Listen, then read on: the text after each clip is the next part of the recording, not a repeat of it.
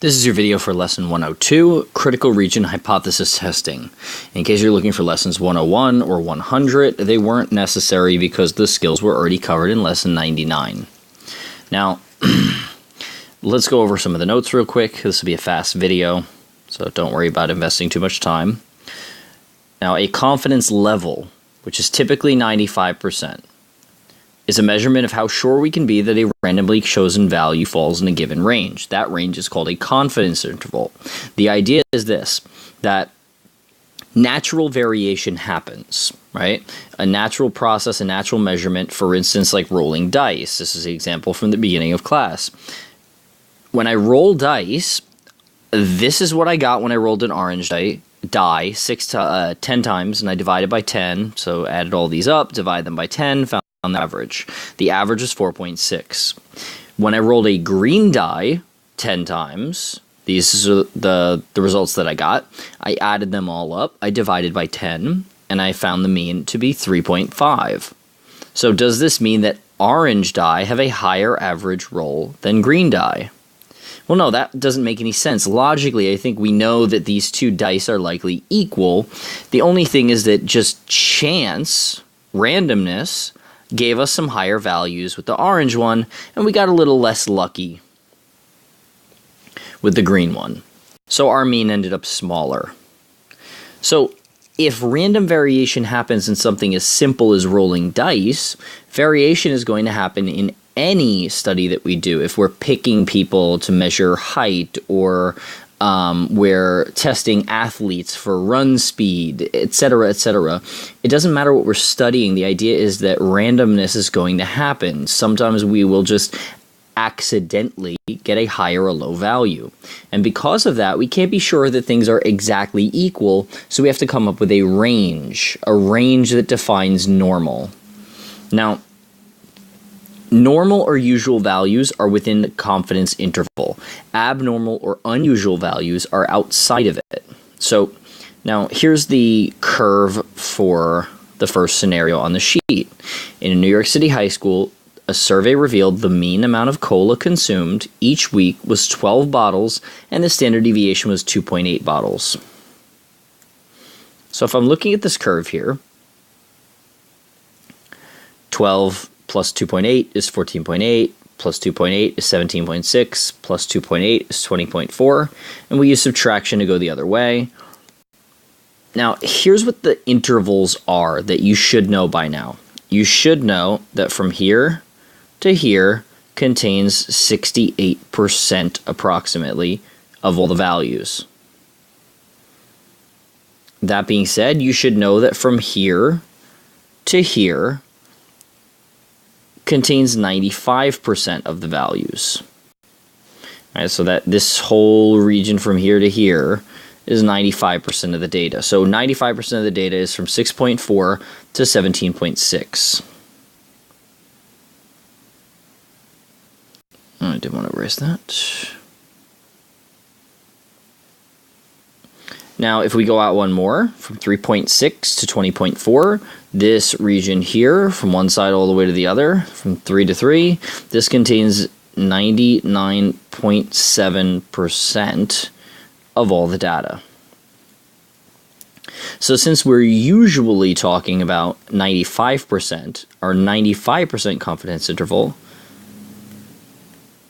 is this one right here. So when we're talking about this, we're saying that essentially from 2 standard deviations to the left to 2 standard deviations to the right, these are what we would call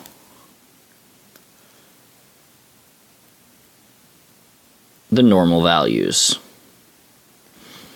And that means that something on the outside, something over here, or something over here, would be considered unusual or abnormal.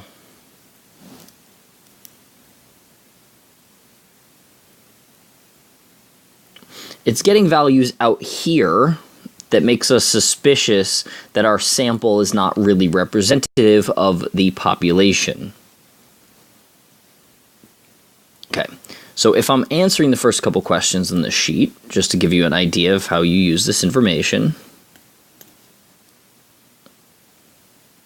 the first question asks, The first question asks, is a value of 15, which is right over here, would a value of 15 be unusual?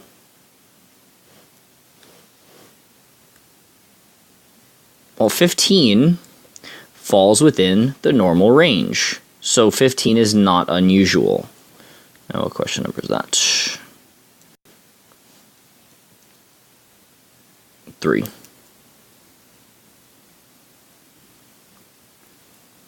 No, this is not unusual. What would an abnormal number of weekly bottles of cola be? So if I look at my curve, an abnormal value would be on the outside of these measurements. So an abnormal value would be something over here like 20 or even like 30. Or even something over here as small as like 2. Those would all be abnormal values.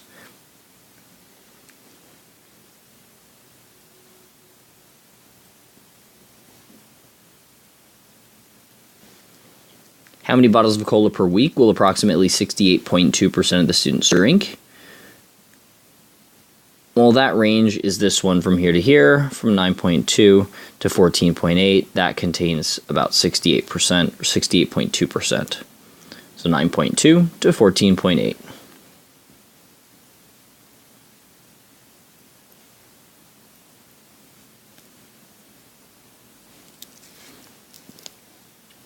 Now, what percentage of students drank between 10 and 14 bottles? Well, since I'm doing this with a TI-83 style calculator, I needed to find the z-score for these. If you don't know how to find the probability or the percentage between values, you should go back to Lesson 99's video. So I find the z-score. The value, I should make my pen a little smaller, zoomed in. So I did the value minus the mean divided by the standard deviation, and that got me negative 0.714. Make sure that I put parentheses around the top. On the right, the value, right? Those are my two values, minus the mean, throw some parentheses around it in the calculator, divided by the standard deviation of 2.8, and that gets me positive 0.714. Now I put those into my calculator. This is my TI-83 style of normal CDF of negative 0.714, comma, positive 0.714, parentheses, enter. It gets me 0.525. And since they're asking for a percentage, what I did was I moved the decimal place twice, and I get 52.5%. Now, if you'd stuck with this, let's be clear about one thing here. This right here is a percentage. Before we moved the decimal place, this right here was a probability. Percentages go between 0 and 100. Probabilities go from 0 to... So what we are going to do in order to answer the next question, if there are 500 students in the school, approximately how many students drink between 10 and 14 bottles weekly? I was kind to you guys in designing this question because 10 and 14 is the same range that we just used. So we already know this bit of key information here. The way that you find the number of a total, right? So if we have 500 people, the way that we turn that into a total instead of a number like a probability or a percentage is we take the total number, the 500 people, times this decimal, 0.525. And when we do that, we're going to get 262.5. And I would round that to 263 people.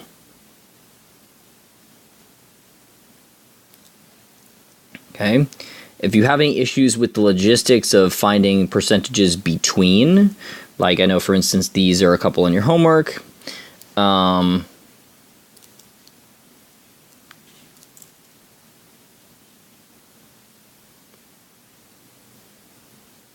There are none that resemble that from the homework. The classwork is more representative. For instance, less than 9.5 ounces of juice. That would be a reference to the lesson 99 video. Okay. So good luck with that. Remember that normal values are within 2 standard deviations of the mean. Okay. So refer back to that right here.